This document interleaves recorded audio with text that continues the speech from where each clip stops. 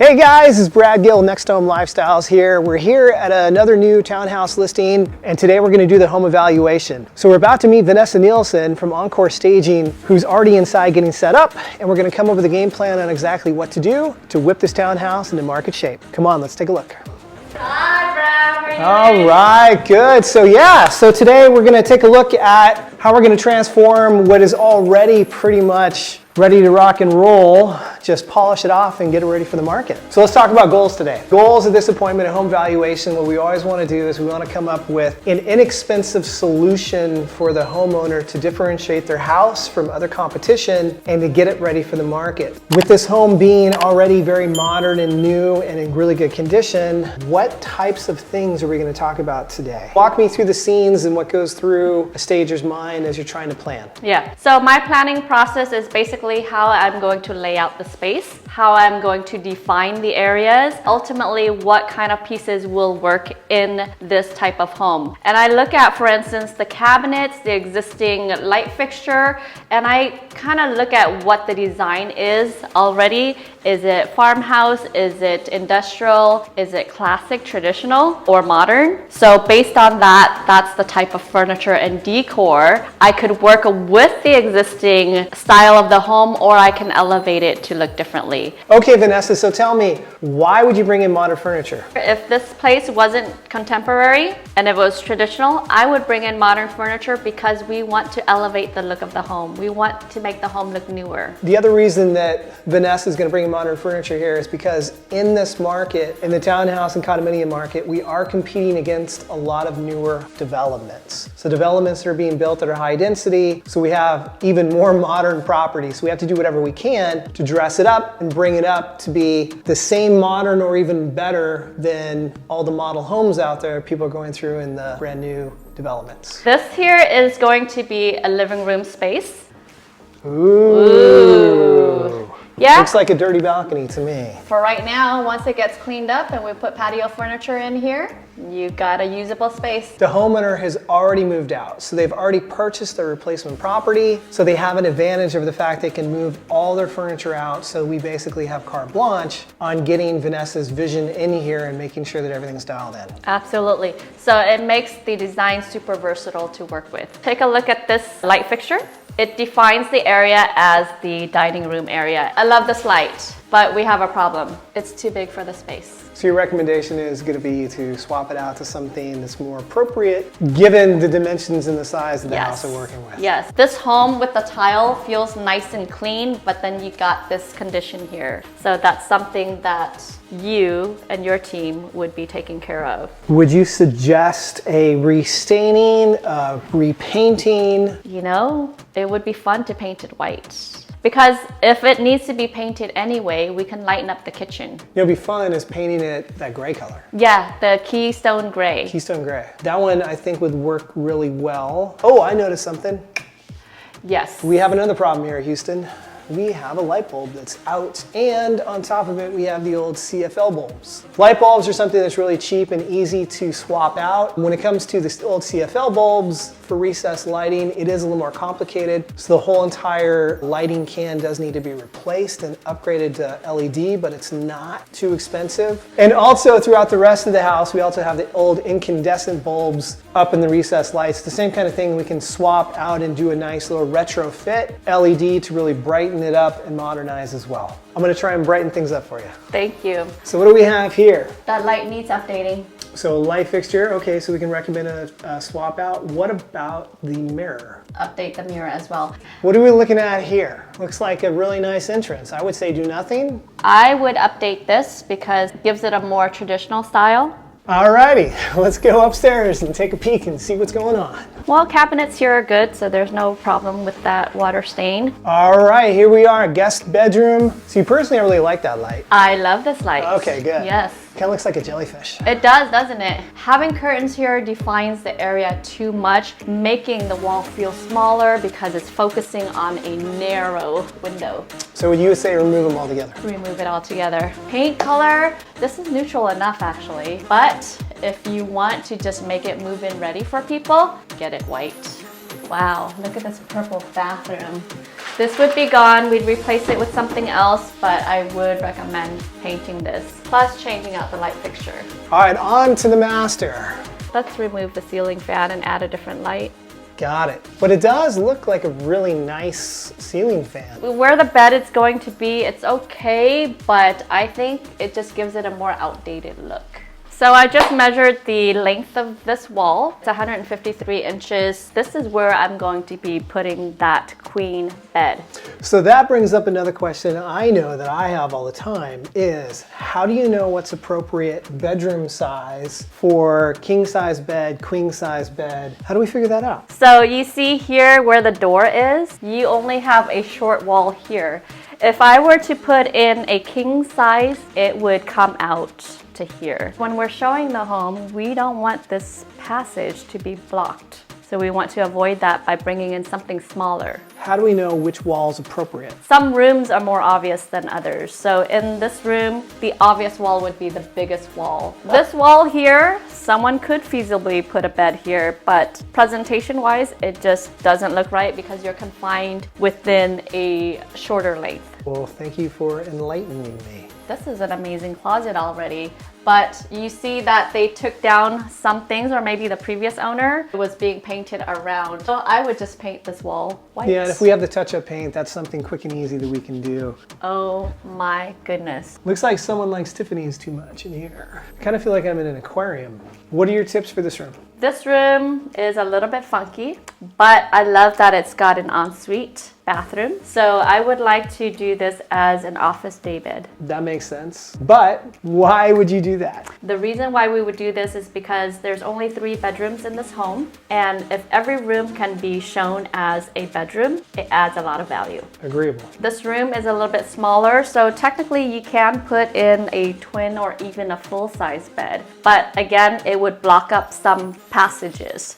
So to maximize the aesthetics and the function of this room, we would put in a day bed here and a desk there. I really like feeling calm, cool, and underwater. Should we keep, or is the recommendation do something different? If you like that calm, cool water feeling, I'll send you to Miami. Done. When am I going? In this space, we do want to neutralize it. All right, a private patio area. Very nice patio area that's open to a public or the community. It's like there's so many options one can do out here, but basically having nice furniture out here brings people's eye to the furniture. Plus it's going to be first impression because we have the entrance right here. Yes. So having something warm, inviting. Garages are not that big of a deal. This is more modern house, so at least it's a finished garage. I'm not worried about taping it off. Sellers actually have some really nice organizational racks over there. We're just hanging bicycles. Once we stage, you'll be able to see the type of furniture we put in and why we choose the size we do. So stick around. I can't wait to see how the transformation comes out. So I think I better get to work now. I think you better. What are you doing standing around by the fireplace? Get work. Get to work. Hey guys, and we're back. It's been about 30 days since we were last here talking about what we were gonna be doing to prepare this home for sale. So now's the big day. We're gonna go check out. All the work's been done, it's been staged, and not only that, but we had multiple offers and we're pending sale. So let's go see what's in store on the inside, and then we can talk about the results that we had.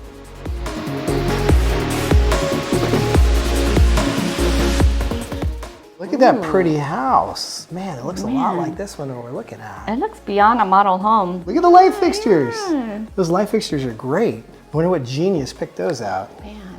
Let's start out with the family room. And remember, there were curtains up here. So we took that down, and I feel that there's more natural light in here now. We defined the space as such with a larger area rug, so then we can have all feet of the furniture on the rug. And we were able to fit in a full-size sectional without feeling too bulky. To further section the space, we had conversational pieces through the accent chairs. So now we have a cohesive living room. As you can see here, we further define the space. of the dining room through the chandelier here. So we chose this simple light fixture because one, it's stylish, and two, it was not encroaching upon another space. So great separation we have here. Definitely doesn't feel like one big long room anymore, and lots of natural light as well. Love the light fixture choice. One thing to point out as well is we didn't need to change the paint color because we were planning on bringing in brighter LED lights, updating the space and making it brighter. So hence the wall color that was there didn't need to be painted. Neutral colors are always great, and we saved some money, which is always really nice. I love these pennants that were already here, so they didn't need to be changed out, but the light next door to it in the dining room had to work with this. Good point, Vanessa. I really like how the lighting in each room, although distinct for each area, is still very cohesive and works together very well. The big job in this room were the cabinets. I think the original color was a bit too dark in the space. We opted for a lighter, trendy color. So with the color of the floor and the original darker wood color of the cabinets, made a lot more sense to lighten them up. But quick question, what color is this and how come we didn't go with white? Most of the time we do go with white if you've been watching our segments, but we wanted to be a little bit more playful in the space. And I think it came out great because we have lots of different accents. They're a little off-white with the tile in the backsplash, as well as the original paint on the walls, which is obviously in off-white as well. Fantastic job. High five. All right, on to the next area. Let's go. Let's head up on upstairs.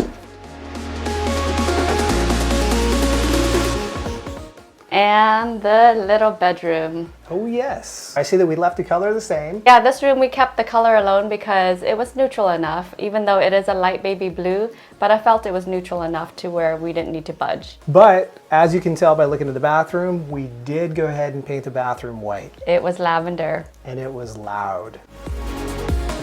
Let's go into the master. Moving on.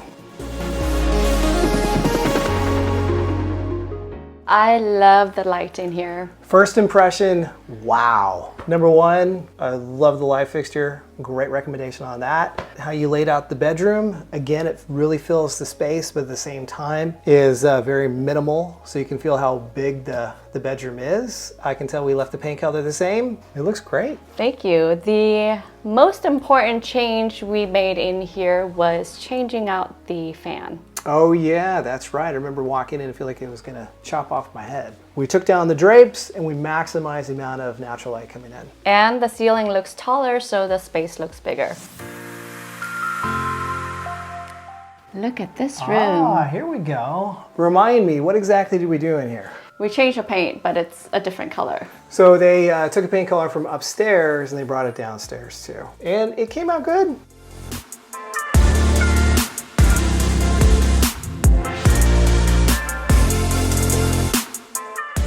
So great job on the staging out here. I like the fact that you didn't just throw down a couple wicker chairs. You actually added a couple pillows, a rug, and a little outdoor bar area. So I could totally picture myself working on the computer out here, or even maybe doing some yoga or just relaxing and listening to music. I think it really helps buyers envision a totally new space. Vanessa, incredible job. So let's dive into the numbers. So based on the suggestions we made, what then was the total spending from the sellers? So the seller ended up investing just about $10,000 into preparing the house for sale. The big ticket item for this particular project was painting the cabinetry. So that came out to be $4,000. Carpet was the next big ticket item. So carpeting here was $3,500. Let me ask you about carpet. Would it be more expensive to do smooth flooring or carpet? Whenever we're gonna do a hard surface flooring, laminate, engineered hardwood, or tile, that's always gonna be 2 to 3 times more expensive than going with carpet. If your goal is to save money, then carpeting is definitely the solution. So what else? Next, we talked about paint, right? So even though we left the colors on the majority of the walls and the main living areas, we did do touch-ups to them. So we did touch-ups, we repainted a bathroom, and we repainted the bedroom downstairs. So all together, $1,500 is how much paint ran. Lighting. So we spent about $1,000 on lighting. That included the cost of the fixtures, plus having our wonderful electrician come through and make sure that everything got wired up properly. I think not only did we save money, but we also saved on time because a nicer looking home now makes it that much easier to sell. Doing the touch-ups and the pre-listing prep always increases marketability, and then having the staging come through to finish it off and complement and have the entire home feel like a model home definitely speeds the process. So all in all, we were on the market, get this, for less than 7 days. We had multiple offers coming through. The original price point that we were shooting for, which was somewhere between $1,250,000 to 1.3, we actually blew past it. Wow. I know, right? So we're currently pending sale at $1,350,000. So the $10,000 in pre-listing prep work gave us the opportunity to earn an extra $50,000. So what return on investment is that for the seller? It's about 500%. Absolutely. Oh, wow. So compared to the last project we did, we had a high return here, but spent less. How come? So we were able to keep our costs down on this particular project because number one, we had a great design coordinator who suggested inexpensive updates, inexpensive light fixtures that still made the home feel modern and bring it up to the level we were looking for. Yes, there's always alternate ways to design a space, and where we can save but maximize the style is what we do. Clients couldn't be happier. On to the next one. See you later. Bye.